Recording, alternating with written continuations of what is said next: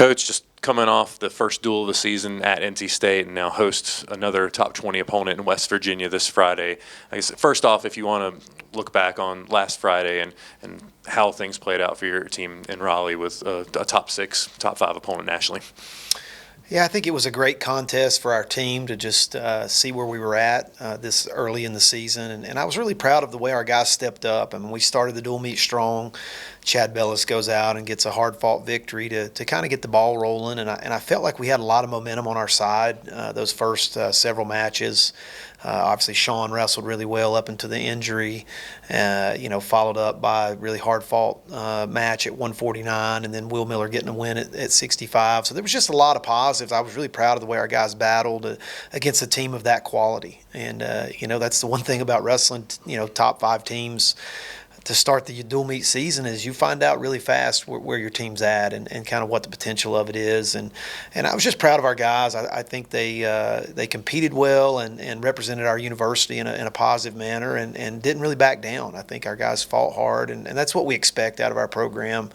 But there's a lot of positives to take away from the way some of our guys competed and looked on Friday night in Raleigh. I know a lot of App State fans saw Sean and Tomas go down. What can you say about their status moving forward and how they came out of that? Well, unfortunately, with the positives from Friday night, there was obviously a couple of negatives in all of our fans and alumni that were watching the duel on ESPN Plus or on the ACC network saw Sean and Tomas go down with injuries in their matches. Unfortunately, I don't have great news there. I think it's been determined that both have torn ligaments. Sean suffered a patella tendon rupture in his match, and then Tomas Brooker suffered a torn ACL. And both of them are going to undergo surgery this week. Sean, unfortunately, that'll be the end of his career.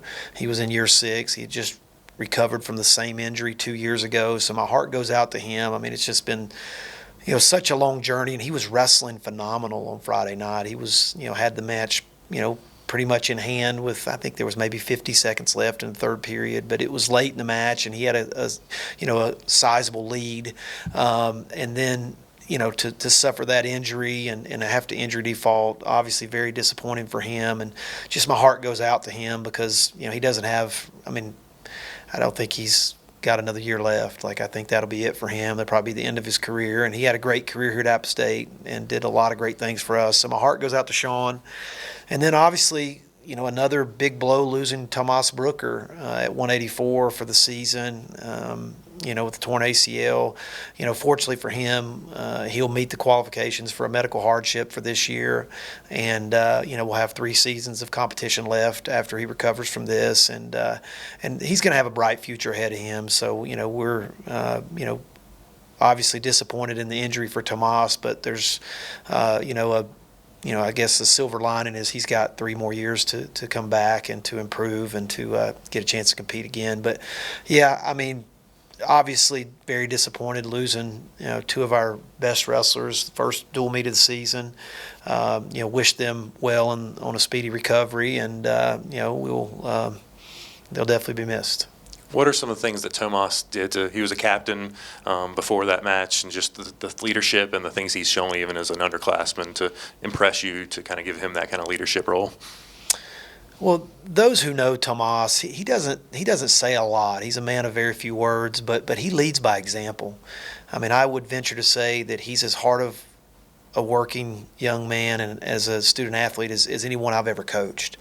I will come out of the wrestling room, I'll come in the wrestling room or come out of the wrestling room late at night, 8, 9 o'clock at night, and he's coming in or leaving.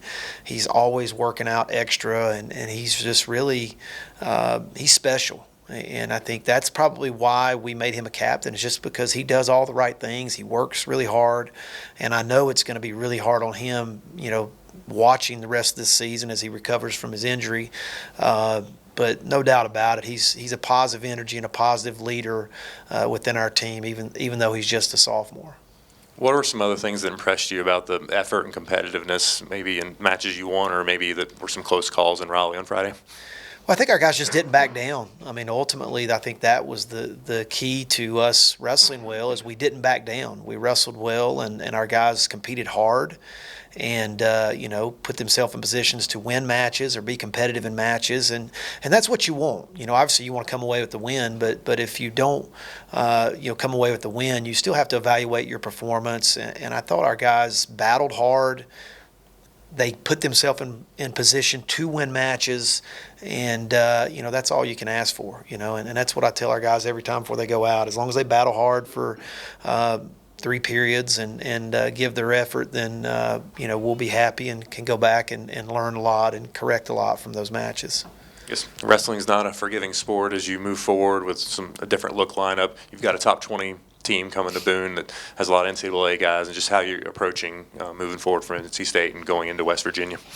Well, nothing changes. I mean, same preparation, same mindset as we had last week going into NC State. Yeah, we might have a few different guys in the lineup, but we also have capable guys in our program. Our program's bigger than any one person, and so we hope that we've got guys that I feel confident we've got guys that can step up, and maybe for them this is their opportunity. If you look at 2 years ago when Sean Carter went down, he was replaced with another 133 pounder who ended up qualifying for NCAA's for us, as a backup. And so I think there's always the opportunity with injuries and things like that it gives someone else an opportunity to make a name for themselves. And we have capable guys at those weight classes. I think at 141, we've got multiple guys that I think have quite a bit of talent and the ability to compete at a high level. We'll see how all that shakes out. And then at 184, same thing. I mean, I think Logan Eller will get the nod on Friday night, and he's really good. He's a redshirt freshman for us, but he's really, really good. He's placed at both the tournaments he's been at so far this year, and very competitive with Tomas in the room. So I think our program's in good hands, and I'm confident that our guys will battle and show up, and we're going to have some new guys step up, and that's the nature of our program. I mean, I think it's we speak a lot about our culture, and I think this will show kind of our team culture and kind of the expectations. West Virginia and App State have very minimal dual history. How did this matchup kind of come together? And I know it's something that fans kind of like when Mountaineers face Mountaineers. Yeah, I think it's a very intriguing matchup. We know with West Virginia being in the Big 12 that obviously that brings some opportunities for notoriety. Obviously a P5 program, nationally ranked.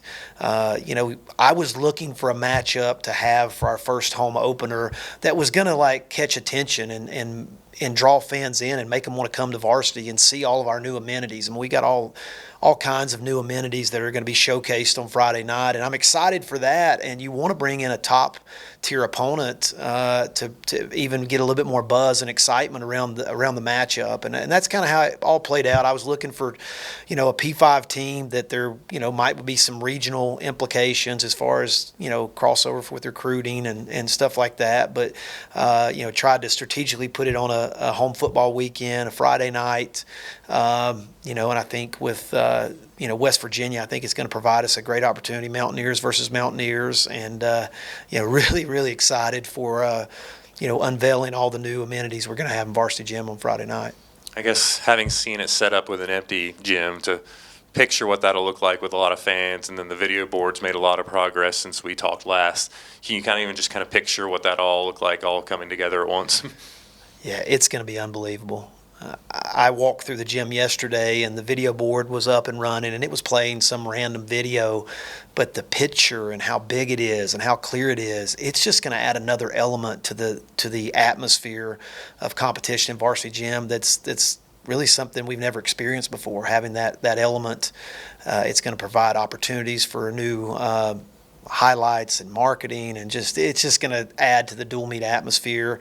You couple that with a new set of premium bleachers, a new competition mat, a new setup. It's going to be awesome. I mean, I'm really excited for it. I think our fans are excited for it, and I'm hopeful that there'll be a lot of people in Boone that maybe if you've never been to an ASU wrestling match, Friday night would be a great one to come to. Yeah, I was going to just say, for being on a Friday night before a home football game, it is an opportunity for maybe some people that don't know the sport as well. And just what would you say that they would expect if they were coming for the first time to see that maybe if they don't know the sport as well?